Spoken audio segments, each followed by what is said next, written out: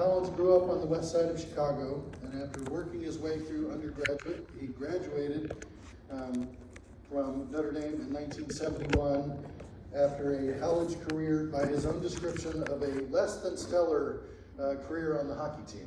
So I have not independently verified that. I haven't reviewed any tapes, but that's his claim. So after graduation, Dr. Collins spent time working in a wide range of jobs, including driving a truck, driving a cab, construction, dock working, and some freelance journalism.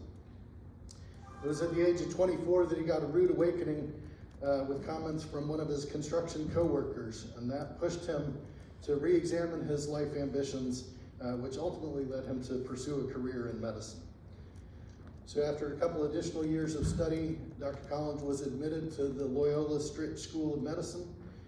From there, he went to the Mayo Clinic in Rochester, where he completed his residency. And then following residency, he went on to have a distinguished career as an orthopedic surgeon. I don't tend to think of orthopedic surgeons as the most literary type, but he is the author of two acclaimed memoirs, Hot Lights, Cold Steel, which chronicles the trials of a new medical school graduate that they face upon their entry into residency, and then Blue Collar, Blue Scrubs, which highlights his journey from day laborer to doctor. Both books are on many recommended lists for pre-medical and medical programs. His latest book, All Bleeding Stops, is a fictional account of a Vietnam surgeon's journey of redemption. Dr. Collins has worked as the Alpha Omega Alpha visiting professor at both the University of Chicago Pritzker School of Medicine and at the University of Minnesota. In addition to these academic and career accomplishments, Dr. Collins and his wife Patty have been married for 46 years, that's an accomplishment, and have 12 children. So please join me in giving Dr. Michael Collins a warm welcome. Thank you for being here. Thank you. It's a pleasure to be back here. As Mark said, I'm a graduate of Notre Dame, and I always enjoy coming back here. It's great memories for me. Before I get started, I'm going to ask each of you to think about the title of my talk this morning, Why Medicine? Why should someone consider a career in medicine? Please think about your answer, and I'm going to ask for your thoughts in a little bit. Let me begin with some depressing statistics. 3 out of 5 doctors do not want their own children to pursue a career in medicine. And this, physician marriages are less successful than non-physicians, and their children are more troubled. And this, in a study of 2,440 physicians published this year in the Mayo Clinic Proceedings, the authors found that only 30% of doctors were satisfied with what they called work-life integration, and they also noted that 62.8% of physicians had at least one manifestation of burnout in 2021. And this, from the AMA, 1 in 5 physicians say it is likely they will leave their current practice within 2 years. And this, doctors have the highest suicide rate of any profession, 5 to 7 times that of the general population. More than 1 doctor commits suicide in the United States every day. The risk is greater for females. And finally, this one, if everything else isn't bad enough, most medical students come out of med school over $200,000 in debt.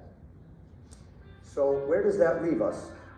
Apparently, doctors are burned out, dissatisfied, overstressed, suicidal, in debt, thinking of quitting, and don't want their own kids to pursue a course of medicine. Which brings me back to my original title, Why Medicine? Why would anyone in their right mind want to become a doctor? Well, apparently, some people do. AAMC News tells us that applicants to medical school soared by a record-setting 17.8% for the 2021-22 school year. Over 62,000 kids applied, and over 22,000 were accepted. So what sort of takeaway message do we get from this? People are beating down the doors to get into medical school, but a significant percentage of those who are doctors wish they weren't. What gives? Why medicine? As we begin to examine this seeming paradox, let me ask for your help. I asked you earlier if you would think about why medicine, and I suspect that people here probably have some connection with medicine. Not everybody, probably some of you are doctors, maybe some of you are students. I'm just curious, anybody have any thoughts about why someone would pursue a career in medicine?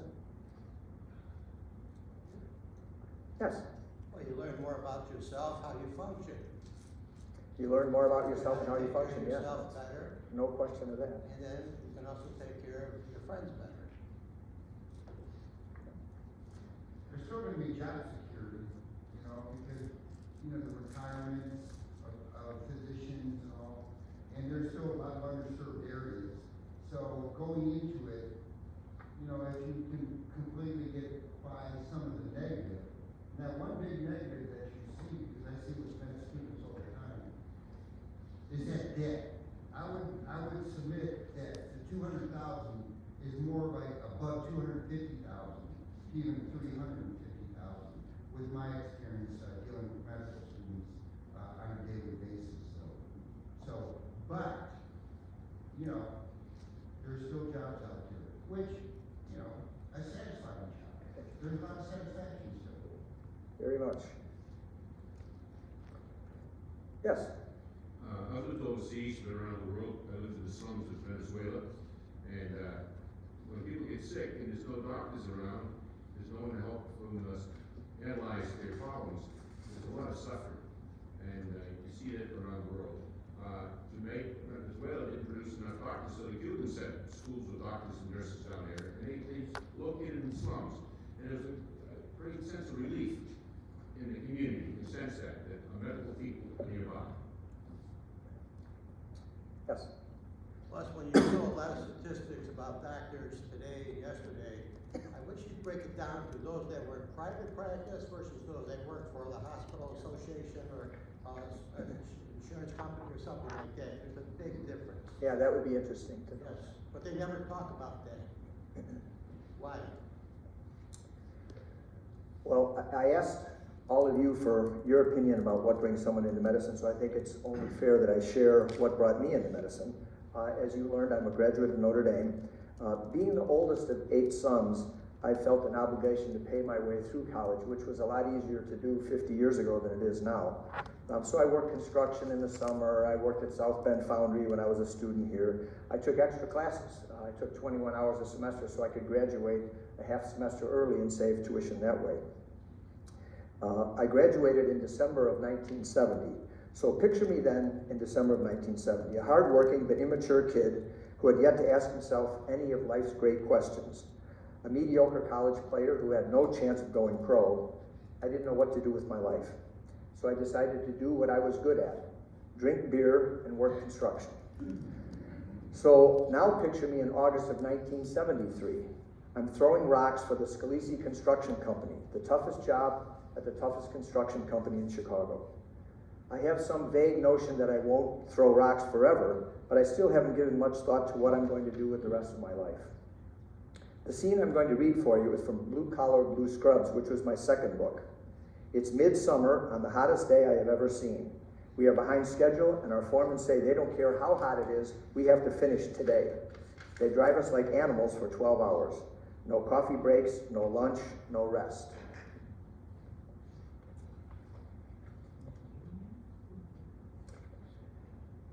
Everything is almost framed up at 4 o'clock when the material service trucks arrive. The foremen are worried that it is so hot the concrete will harden before the finishers can get to it. The foremen scream and swear and throw clipboards, but the laborers and finishers are too beaten, too worn to do more than plod on. Finally, around 6, when the last of the concrete is poured, we stumble into the shade and drop to the ground. Jesse, who's one of my co-workers, is sitting on the ground slumped next to the side of a stake truck. He looks up and sees me slinging angle irons into the back of the truck. "Boy," he calls in his soft, raspy voice, "you trying to kill your damn self? Sit your white ass down here." I can hardly lift my feet. I trudge over to Jesse and drop down next to him. I think how good it would feel to lie down.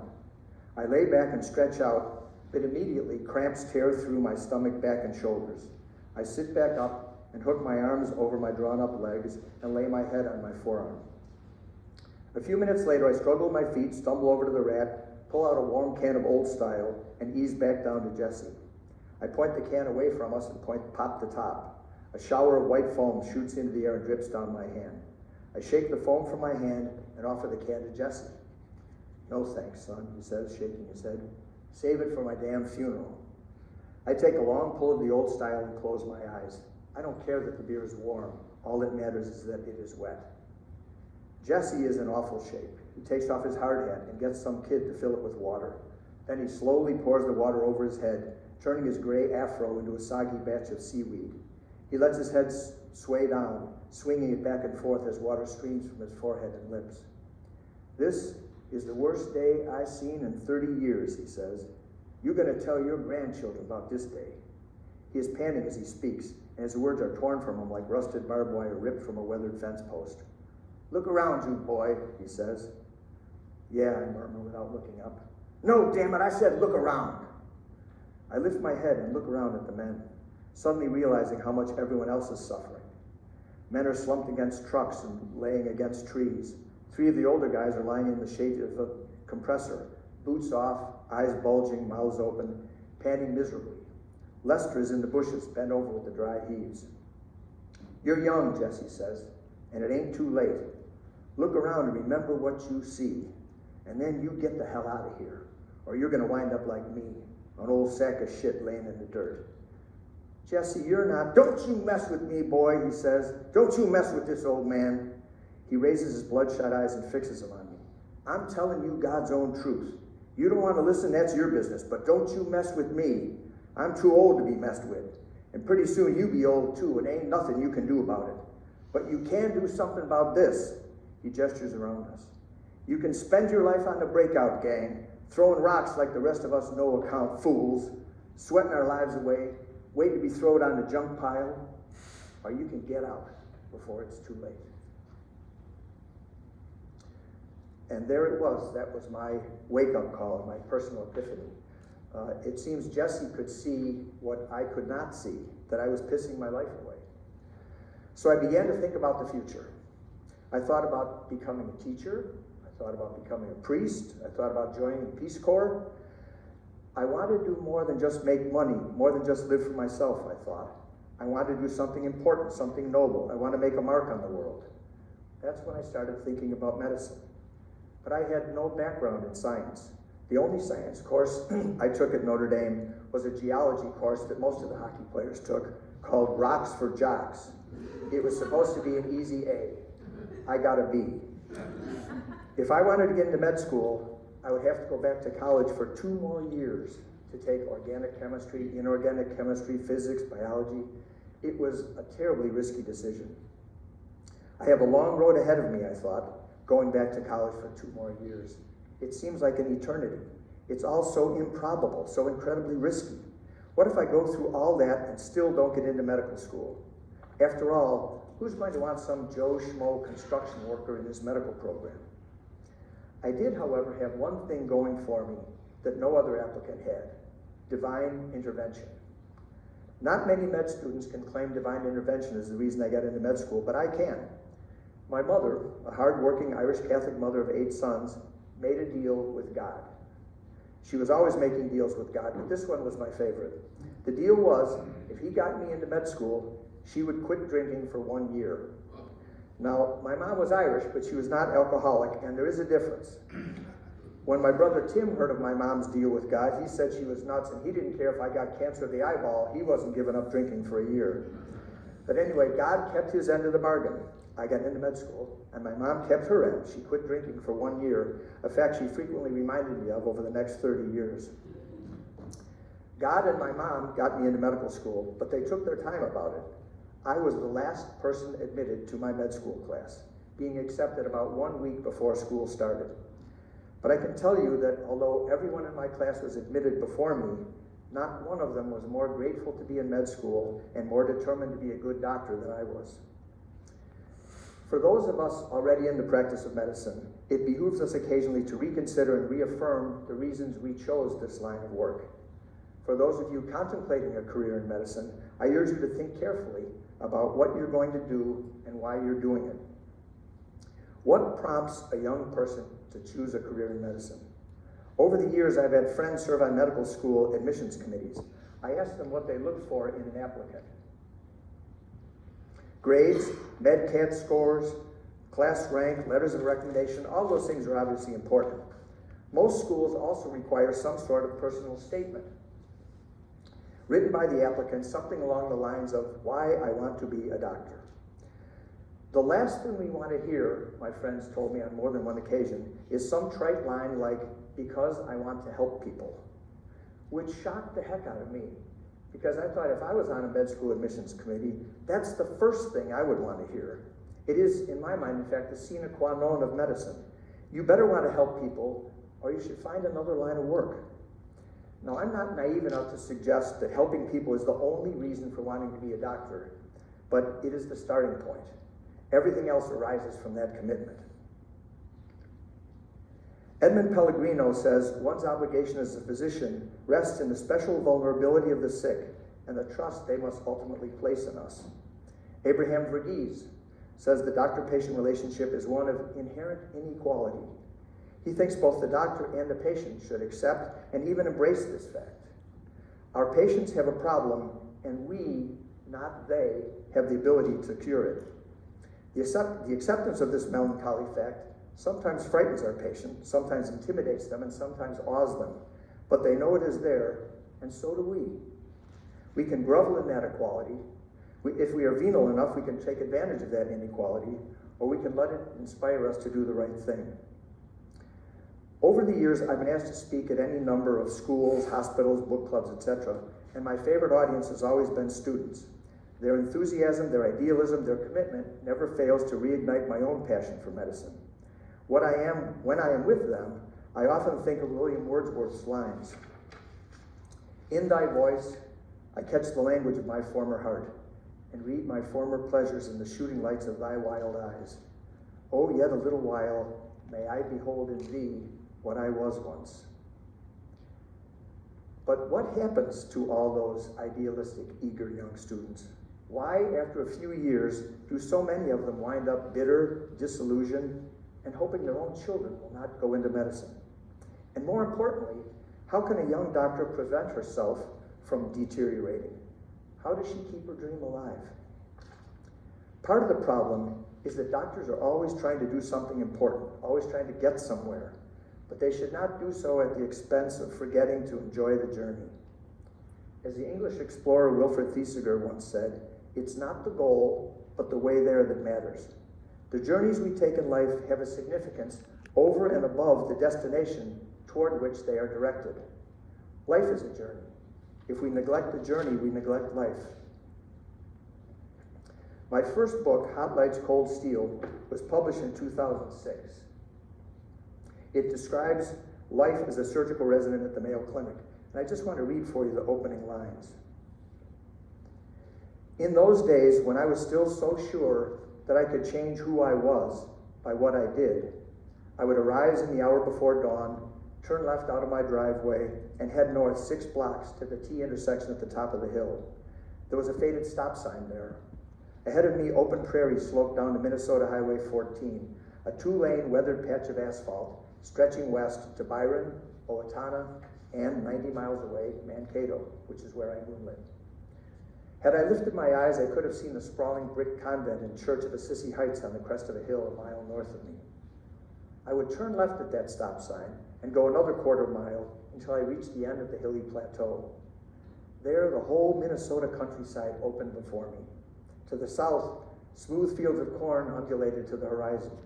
Straight ahead, the road ribboned and wound downhill, drifting west and north to merge with 14 a half mile away.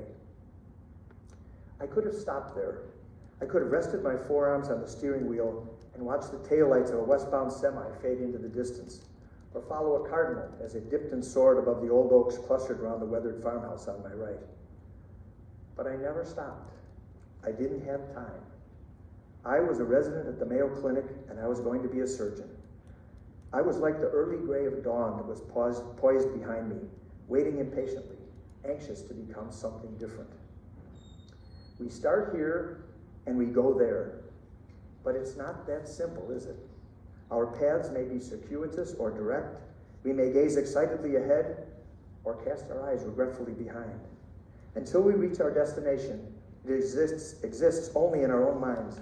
It is what we have imagined it to be. And yet, we tend to neglect the journey, which is real, in favor of the destination, which is not.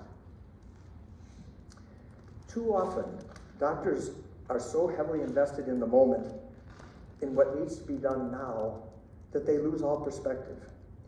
William Butler Yeats was talking about revolutionaries when he wrote the following, but he might just as well have been talking about doctors. Hearts with one purpose alone through summer and winter seem enchanted to a stone to trouble the living stream. The horse that comes from the road, the rider, the birds that range from cloud to tumbling cloud, minute by minute they change. A shadow of cloud on a stream changes minute by minute. A horse hoof slides on the brim, and a horse splashes within it. The long-legged moor hens dive, and hens to moorcocks call. Minute by minute they live, the stones in the midst of all. Too long a sacrifice can make a stone of the heart. Oh, when may it suffice? Disillusionment arises when reality does not match expectations, when what we encounter is not what we had anticipated. What then have doctors been experiencing that they had not anticipated? I wonder sometimes if they look at things the wrong way, or at least in an incomplete way. I have to be careful how I say this, but in some ways I wish my conception of what a doctor should be conformed more to my pre-med conception than to the one I have now. You pre-med students are, or should be, full of idealism, full of sensitivity, dedication, and care. Let me urge you to hold fast to those ideals, for they will be at risk. I won't insult you by saying they will be at risk because your moral character will degenerate, but rather I warn you that there will be so much drudgery you have to deal with, so much suffering you have to witness, so much sorrow you have to bear, that idealism and sensitivity that brought you into medicine will become at risk. This was driven home very forcibly to me during my first year at Mayo. I spent a quarter working on the emergency room surgical service. We cared for every major trauma in southeast Minnesota and northeast Iowa. It was one terrible injury after another, and after a few weeks, I found myself overwhelmed.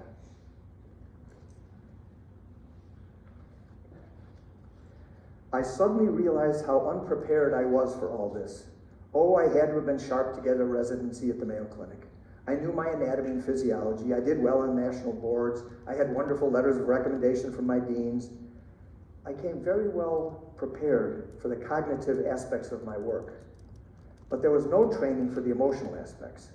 Letters and board scores could never prepare me to lose the struggle to save a pregnant woman and her baby, or to watch a 20-year-old girl slowly fry her brain. No, I was not prepared for such things, and they were beginning to rip me apart. How, I wondered, can life go on? How can my fellow residents and I continue to smile, to cut the grass on our day off, to have children?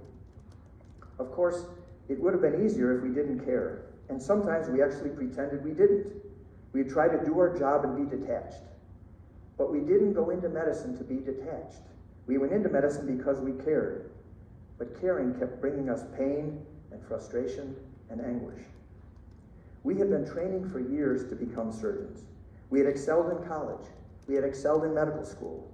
Our lives had been one success after another until we woke up one day and there we were, surgical residents at the world-famous Mayo Clinic. It was all so perfect. But before we could congratulate ourselves, scarcely before we learned where the surgeon's locker room was, we discovered that this is a profession that, like no other, quickly and ruthlessly and uncaringly proclaimed that we are not perfect. People came to us with head injuries, and we couldn't help them. People came to us with gunshot wounds, and we couldn't heal them. People came to us with ruptured arteries, and we couldn't save them. We kept confronting these terrible problems, and we kept failing again and again and again. We who had always succeeded, we who had always known what to do, who had always been so sure of ourselves.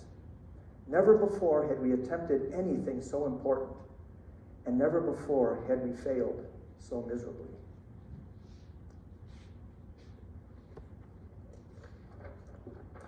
I have found great comfort in reading. There are many physician writers, most of whom experience the same sort of things that I went through. And I strongly encourage those of you who are readers to continue to do so, and those who aren't, please start. A lot of smart people have lived in this world, and guess what? They wrote stuff that you and I can read and from which we can learn. That's one reason I was a bit dismayed from this graphic that was in the most recent issue of Notre Dame magazine.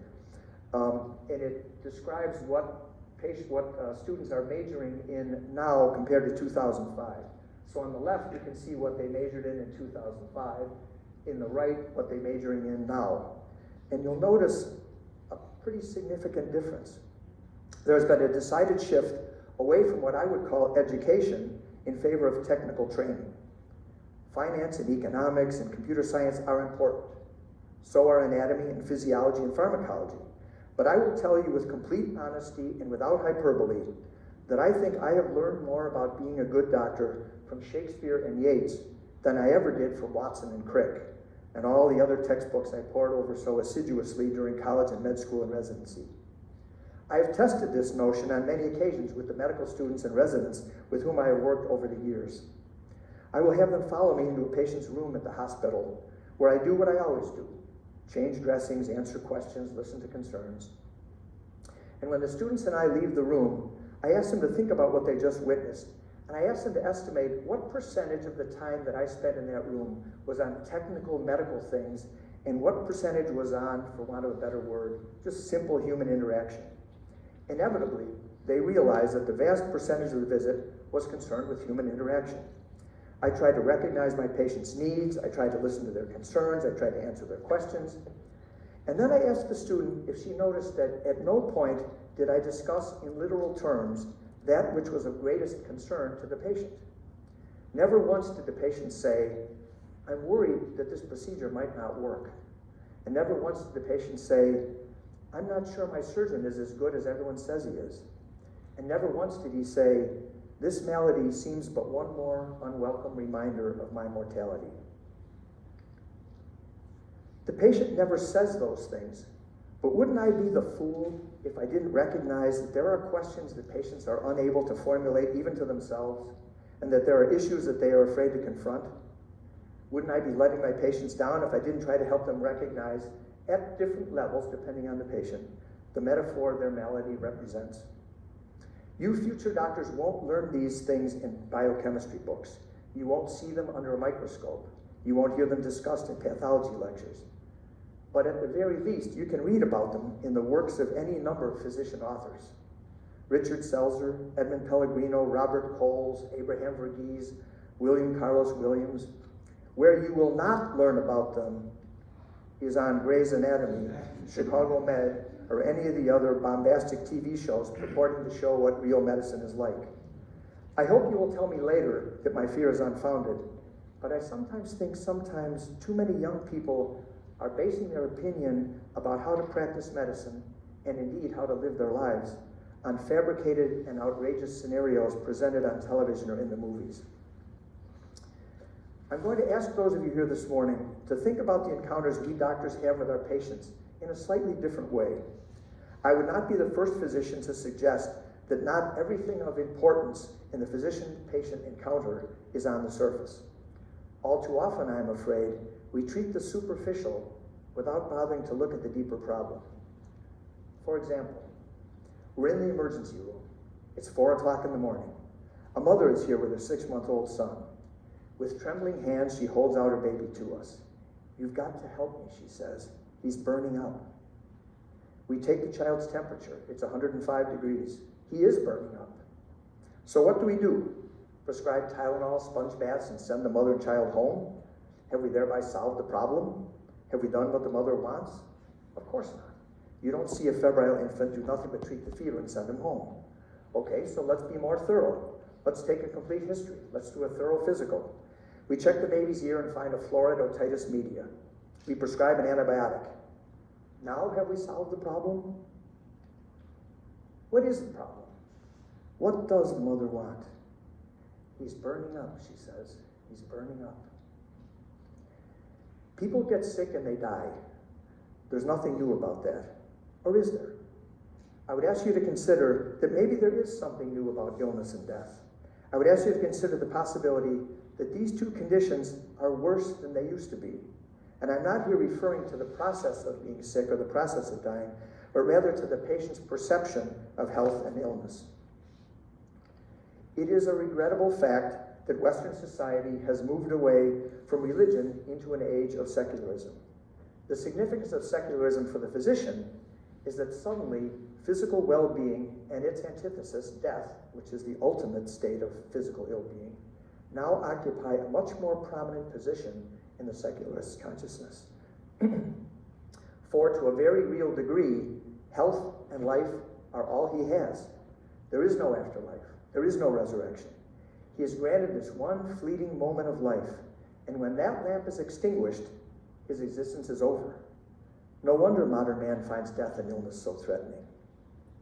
In the past, the individual could turn to the priest, the rabbi, the shaman, for help in dealing with feelings of existential isolation.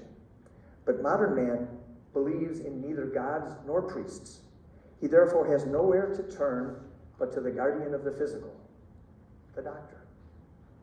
Thus, we physicians are now asked to perform functions for which we were not trained and with which we are not entirely comfortable. By default, we have assumed the role of shaman. Our patients come to us with outstretched hands, and we do not know how to respond.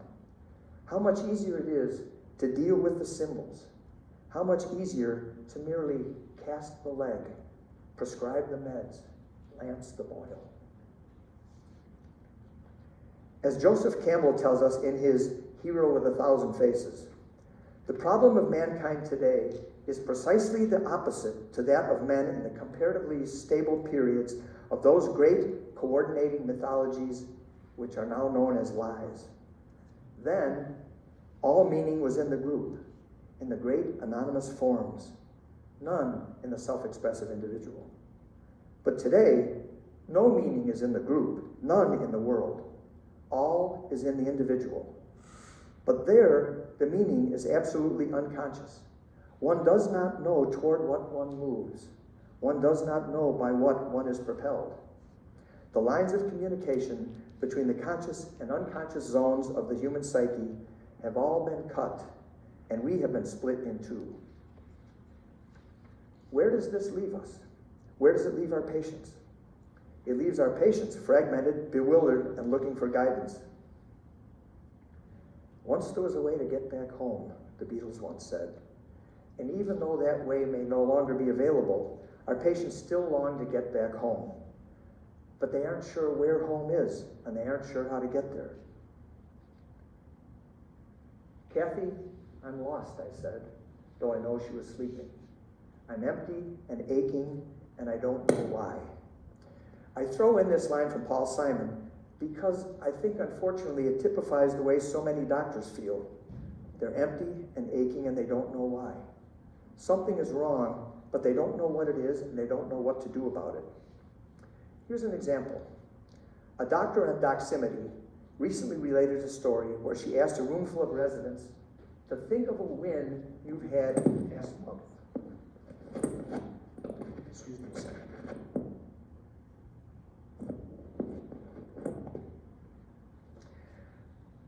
By win, she meant something good they accomplished or someone that they helped or something that they did that was worthwhile in the past month. The residents were instructed to take a few minutes, think about this, and then write it down, and we'll all discuss it. The room was quiet for several minutes as the residents stared off into the distance, fidgeted with their coffee cups, and occasionally scribbled something down on paper. When time was up, she asked for a volunteer to share his thoughts. Silence hung in the air and grew more present as time ticked by. Not one of the students could think of a single thing they did in the last month that constituted a win. The problem, of course, is not that they had no wins. They had to have had wins. The problem is that they perceived they had no wins. A life in medicine is hard enough without refusing to recognize and take comfort in the good we do and in the assistance we render and in the beauty of everyday life. There are a lot of things wrong with the practice of medicine, but there is so much that is still right. And how sad that so many doctors see nothing but the negatives. I can't help but think that those doctors may have lost their perspective. Sure, we have problems, but the rewards of taking care of a sick or injured person are just as substantial as they ever were. Pain in 2022 is just as bad as it ever was. Women are just as scared of lumps in their breast. Men are just as scared of pain in their chests. Carpenters are just as scared about how much longer they will be able to support their families on their arthritic knees. To take care of those people, to relieve their suffering, to deliver their babies, to cure their infections, to reduce their fractures, to control their diabetes, is an incredibly rewarding experience, and we should not allow ourselves to be distracted from taking satisfaction in what we do. We should recognize and cherish that which we recognized and cherished on the day we first went into medicine, that we are lucky to do those things. I am, of course, hopelessly prejudiced, but I believe medicine is the most noble profession there is. I understand that a commitment to medicine is made up of many things, not just altruism. Medicine is a way of making a living, a way to define oneself, a way to spend one's time. But if we let it, it can be much more. You can become a doctor with very little or no commitment, thousands before you have done so. The hypocritical doctor is a trope utilized by authors through the ages. Moliere, Chekhov, Tolstoy, Dickens have all taken their turns lampooning those of us who fail to live up to the ideals of our profession. As our old friend Shakespeare said, lilies that fester smell far worse than weeds. There was a part near the end of Hot Lights, Cold Steel when actually my residency was over. All my fellow residents had gone their separate ways, but I didn't have any money to pay for our movers, so I had to stick around for one last long weekend of moonlighting. In the section I'm about to read for you, it's a Monday morning. I've been moonlighting nonstop since 7 p.m. Friday night, and have had very little sleep for the last 60 hours. I have just finished stitching up someone's face. When I finished the repair, I wiped away the last bit of blood, carefully dressed the wound, and then stood up. I was suddenly lost, out of focus. What now? With nothing immediately demanding my attention, I found myself incapable of attending to anything at all. I desperately wanted to be done, to close my eyes, to rest. And yet I was painfully aware that I actually liked this, and in 30 minutes, it would be gone forever. When the last drunk was stitched, the last chest pain admitted, the last antibiotic prescribed, I tossed the prescription pad on the counter, threw my lab coat in the laundry basket, and kissed the nurses goodbye. Connie handed me a cup of coffee and said, "Now get out of here, you big lunk." Then she and the other nurses gathered in the doorway and waved to me as I drove out the parking lot. "Drive carefully, doctor. Take care of those kids. Come back and see us sometime." I rolled down the windows, unbuttoned my shirt, turned up the radio, and headed east into the rising sun, going back to Rochester one last time. In a dreamlike, sleep-deprived state, I drifted along, flooded with memories. Eagle Lake, Smith's Mill, Janesville. There wasn't a town along the way that didn't have someone I had been able to stitch up or cast or repair or resuscitate. I felt a fondness for them all, a sense of gratitude that I had been able to help them.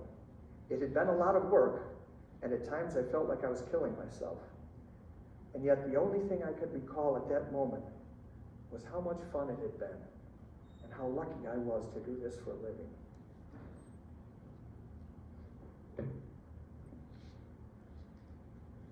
Back to Wordsworth again. In his poem Tintern Abbey, Wordsworth identifies the best portion of a good man's life. Let's just think to yourself, well, what would be the best portion of a good man or woman's life? Wordsworth says it is his little, nameless, unremembered acts of kindness and love. As doctors, we are uniquely positioned to provide acts of kindness and love. Indeed, I would like to think our profession arose from a desire to be kind and loving, to support a suffering fellow human being. Patients come to us not because we went to high school for 4 years, and then went to college for 4 years, and then went to med school for 4 years, and then did a residency for 5 years, and sometimes did a fellowship for 1 or 2 years. They come to us because they feel they can trust us, because somewhere along the way, we took a vow to put their needs ahead of our own. But our relationship with our patients is complicated. It is fundamentally different from the hour your patient spent before she came to see you, when she walked into a grocery store, picked out a bunch of bananas, and gave the lady at the checkout counter $5. We cheapen the relationship, and we cheat ourselves if we view our relationship with our patients as simply an act of commerce. She gives me $1,000, I give her a new hip. We are doing more than exchanging services for cash. The fundamental nature of what we do is helping people. The nature of our profession is not and never was commercial. Commerce is a part of what we do, an inescapable part, and I'm not naive enough to suggest that we should provide our services for free so as not to soil our hands with filthy lucre. But haven't we gone too far to the other extreme?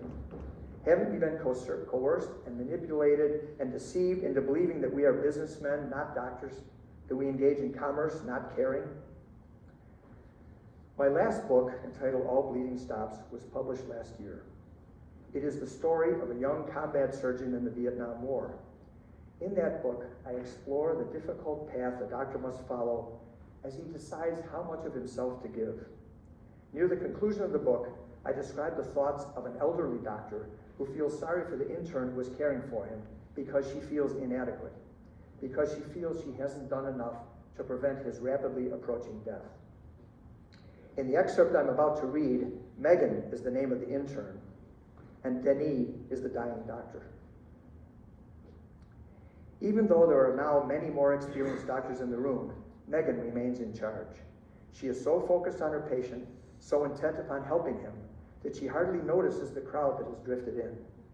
But Denis notices them. He has spent his entire life in medicine, and it comforts him to know that he will shortly be leaving life in the presence of all these young doctors.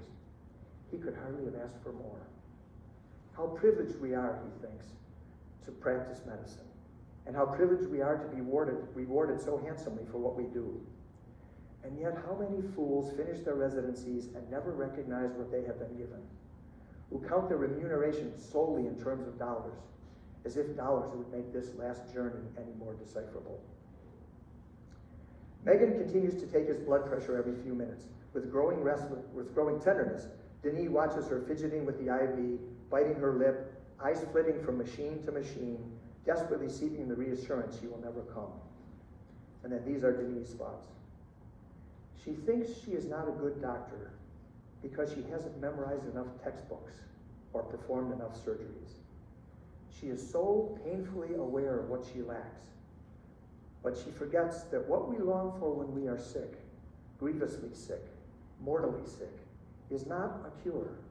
We know it's too late for that.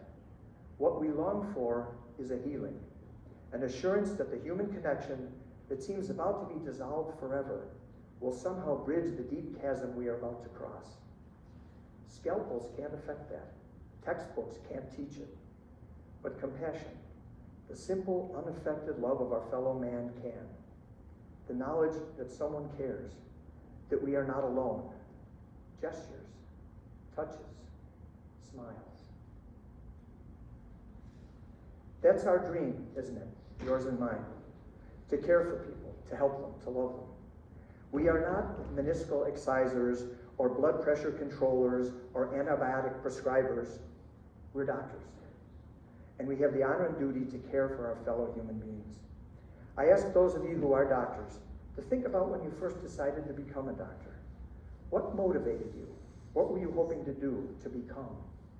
What was your dream? I think I know because I had that dream too. Keep that dream alive. Go back to it now and then. Let it wrap you in its arms and warm you by its fire. Let it inspire you when you're feeling jaded. Let it sustain you when your idealism seems pointless. Let it chastise you when you're tempted to be careless and gird you when you're tempted to be venal. Let it humble you when you succeed and let it succor you when you fail. Don't ever be ashamed of that dream. Don't ever outgrow it. Don't ever abandon it. Why medicine? It's because of that dream, isn't it? Thank you.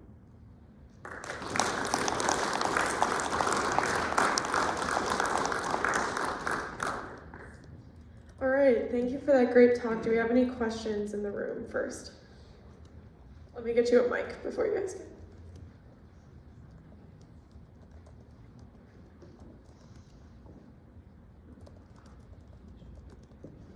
Thank you very much for your talk. Medicine is very interesting. It's also fairly simple, from my point. You have the practice of medicine, which you learn in medical school, you have textbooks, etc. Then you have the art of medicine, which is now not being taught properly.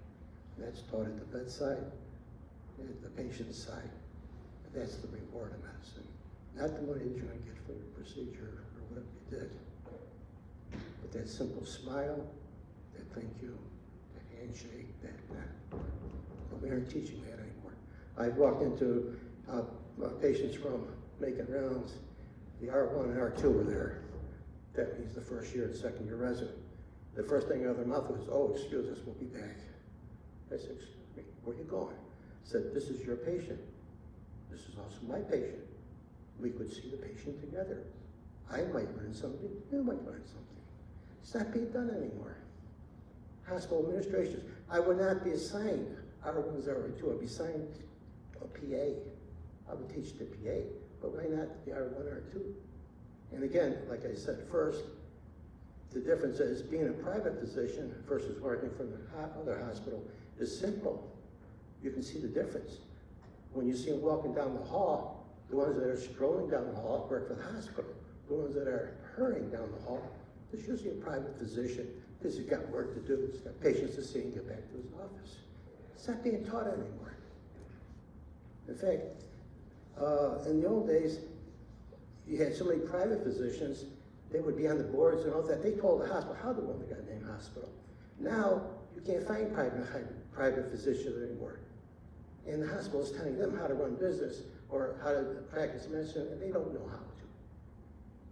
That's my stand.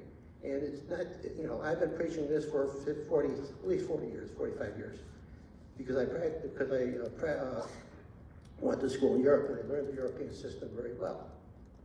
And I preached it was coming here and they laughed at me. Nobody's laughing anymore. In Europe, you got a patient, they go to the hospital, their doctor doesn't go see him, the hospital sees him. When they get done, they send them back to you. That's been going on for 50 years there or more. And I was preaching that, they laughed at me, they ain't laughing anymore. They asked me, would you repeat what you said last week? And it's going on, and it's getting worse and worse. And it's not why we don't want our kids to go into medicine. Medicine is extremely rewarding. We don't go in for money. We go for the personal satisfaction of doing something good. That's the bottom line. Not for the money, the praise, the star. In fact, when I went to do my internship, they said, oh, we don't have rotating internships anymore. It's all straight this, straight medical, surgical, etc. I said, well, thanks, but thanks. And finally, he came back around. He got smart. He says, okay, I'll set you up for rotating. Why don't we have them anymore? You don't know right when you put to some specialty you want to do. I did orthopedics, I did pediatrics, I did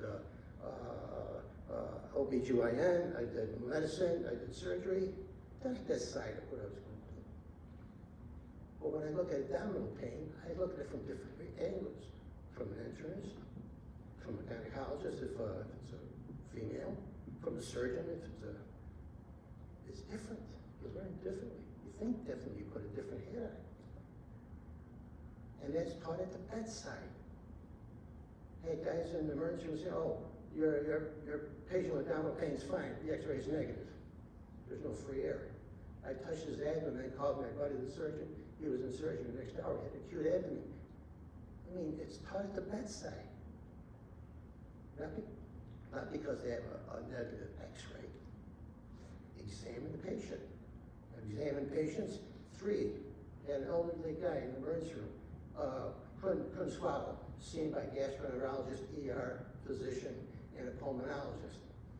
And then I said, well, we couldn't find anything, he's okay now, can we put him on your service and you can discharge him in the morning? He said, no, you saw him, I did, you discharge him. You see him. Came into my office the next morning, and while I'm checking over, he's got a 10 centimeter down on the aortic aneurysm that nobody put a hand on his abdomen to find. This is what's going on. Nobody's teaching at the bedside. And the art of medicine, which is where that's your reward. That's your reward. The art of medicine, not money. Fair enough. Thanks for your comments. Do we have any more audience questions before we do the Zoom questions? Yes.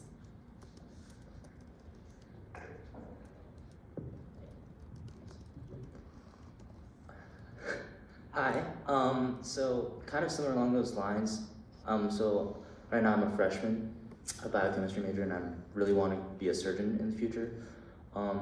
But my main concern is what this one gentleman was saying earlier, with this push towards less privatized practices. I don't know. I've just kind of gathered that just from my dad's a doctor too, so he kind of has the same concerns about this lack of incentivized doctors within this kind of larger entity of university systems and governmentally run private entities.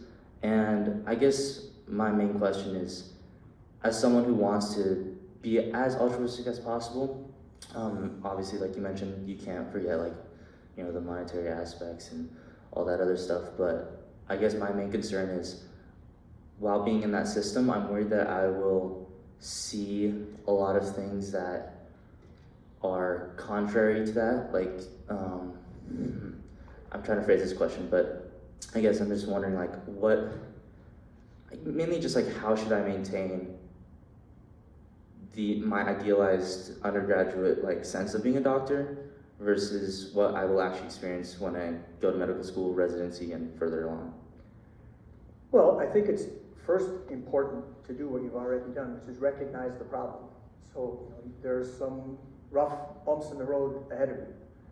The second thing I'd tell you is that not many of us can change the system or the world, but we can all change ourselves. So you can't control what he does and she does and they do, but you can control what you do. And if you think to yourself, I don't want to lose my altruism, well, don't. Just keep it in mind. And it's going to be at risk, and it's not going to be easy, and there will be times when you all of a sudden you wake up and say, gee, I wish I didn't do that, but you can control what happens to you. So focus on that. Thank you.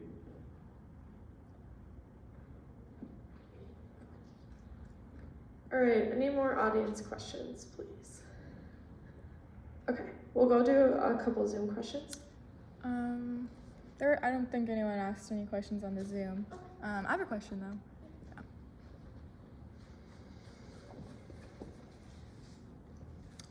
Hello. So I'm also an undergrad student here. I'm a biology major. One of my main concerns this year has been, I think I have that passion, I have this dream, as you talked about, to go to med school, become a doctor, and help people ultimately, but how do you balance this with your other dreams, like parenthood, and I think that's one of my other main concerns, a work-life balance.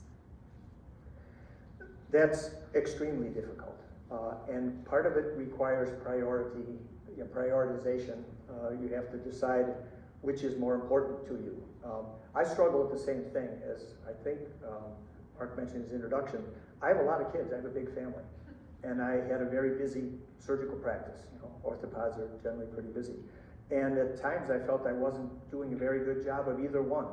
That I wasn't there enough for my kids, and that I wasn't. But alternatively, I wasn't doing as much as I should with my practice. So I don't think there's any way, and especially I think it's true for women. It's just harder.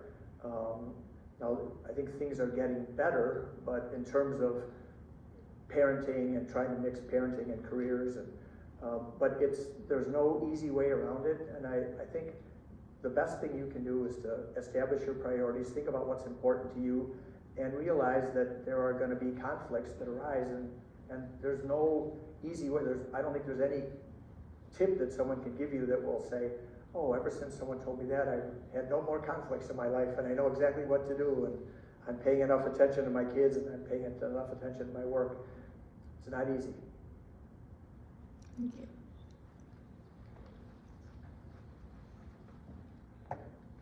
All right, any final questions for Dr. Collins? All right, please join me in thanking Dr. Collins for this great talk today. Thank you all for coming too. Go Irish. All right, everyone stay warm, go Irish. Please sign in if you haven't signed in yet. There are 4 sign-in sheets at the back. We would love to just get your contact info and have you sign in on those sheets. So thank you guys so much for coming. Oh,